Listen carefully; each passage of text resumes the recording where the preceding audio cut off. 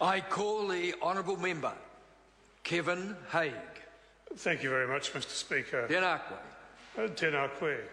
Can I begin by the unusual step of acknowledging my colleagues from West Coast Tasman, Chris Auchinvoll and the Honourable Damien O'Connor, and congratulate them both on two excellent speeches.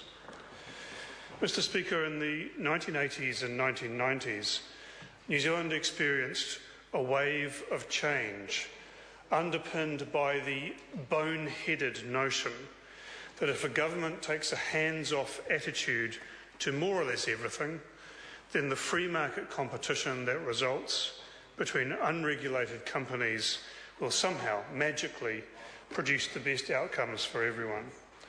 The theory was applied not only to goods and services, but to whole industries and areas of core public service like electricity generation, health and education. One of the casualties of this enthusiasm for deregulation was leaky homes. Ordinary people became the victims of corner cutting and butt covering by all those who could now get away with it. The same thing happened with finance companies. Another casualty was safety in underground mines. In 1992, government threw away the prescriptive mine safety rules that had been built up by the experience of centuries, many years underground. These rules were eventually replaced by requirements that mining companies take safety measures that are practicable. That requirement has embedded in it affordability, because a company that can't afford a particular safety measure will not find it to be practicable, with the result that different mines will have different safety standards. At the same time, the triangle of safety, as Dave Pike refers to, representatives of company, workers and government, all with responsibility for safety, was demolished with the abolition of check inspectors and then a radical downgrade of the government's mines inspectorate. Thus, the national government in the 1990s first of all radically weakened the actual rules for underground mine safety and then dismantled the structures to monitor and enforce compliance. None of these changes were reversed by Labor in its years of government, and throughout all of this time, experts warned that this erosion of safety would result in the loss of life. It did in 2006, and then again in 2010. In 1995, in his submission to the inquiry into the administration of occupational safety and health policy, coal mining safety expert Bill Brazel, who Honourable Damien O'Connor has already referred to, said, "Furthermore, the Health and Safety in Employment Act is being used as a manipulative device to eliminate management structures and many historically formed mining codes of practice that were firmly established in the heart of previous legislation, much of which has proved successful over 100 years. Should this situation be allowed to continue without intervention, the end result can only be the escalation of potential for further disaster." Mr. Speaker, how right he was. Mr. Speaker, from my kitchen window, I look out at the Paparoas, where 29 men still lie.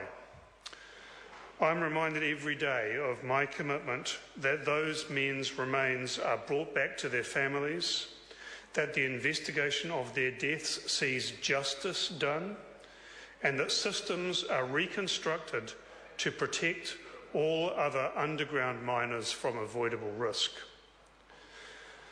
Mr. Speaker, mine was one of the very first calls for a Royal Commission of Inquiry into the Pike tragedy, and then I came to this House day after day, pressing the Minister to reinstate the Mines Inspectorate and overhaul the health and safety regulatory framework, until the government eventually capitulated and created the High Hazards Unit and established the Independent Task Force on Workplace Health and Safety.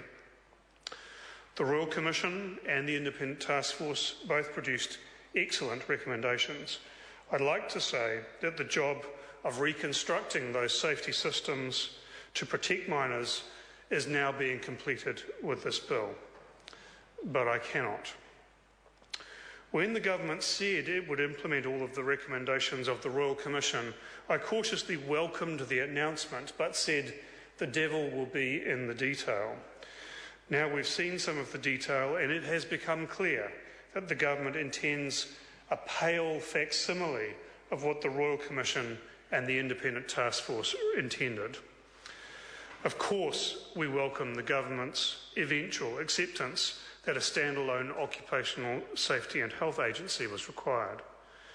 But rather than the very strong tripartite model recommended by the Royal Commission and strongly endorsed by the Independent Task Force, the government instead proposes the vague formulation that the Minister will have regard to the perspectives of workplace participants, as Darian Fenton has already commented, as one of 6 general criteria for appointing board members.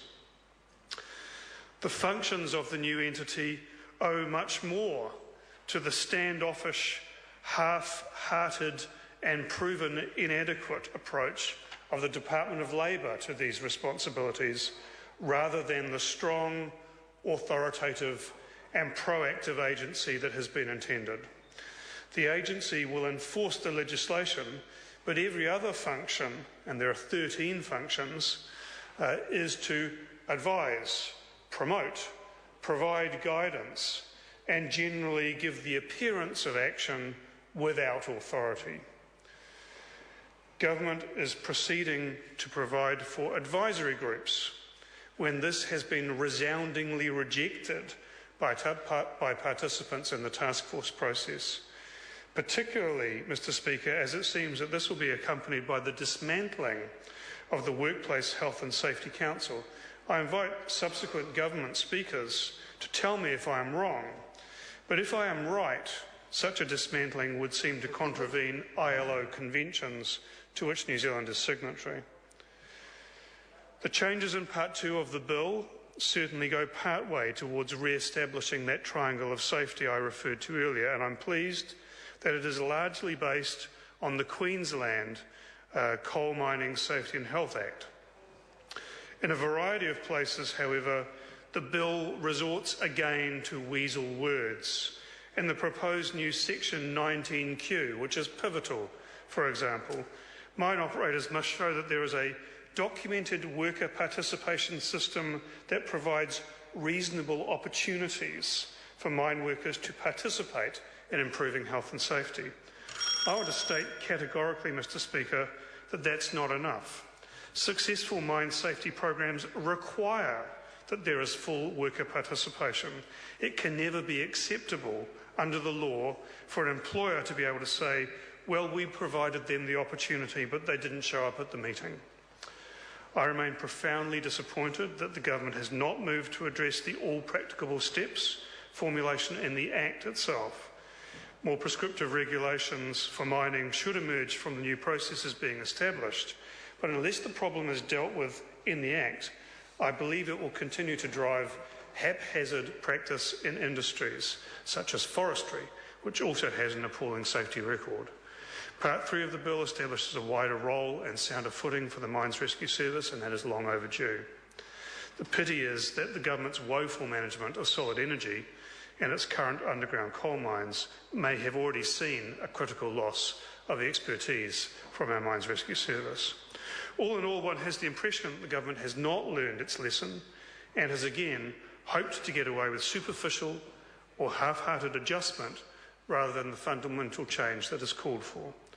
On the 22nd of November 2010, John Keyes said that, "I have no reason to believe that New Zealand's safety standards are any less than Australia's, and in fact our safety record for the most part has been very good." He has since denied in this House that deregulation was at the heart of the system's failure that allowed the Pike River tragedy to occur. And one has the impression with this bill that the government is responding to public perception rather than a genuine understanding of the need for fundamental change. Mr. Speaker, we will support this bill at this stage. will follow the submissions with very close interest, and we will need there to be significant change to continue to support. I call David Bennett. Thank you, Mr. Speaker, and I'd just like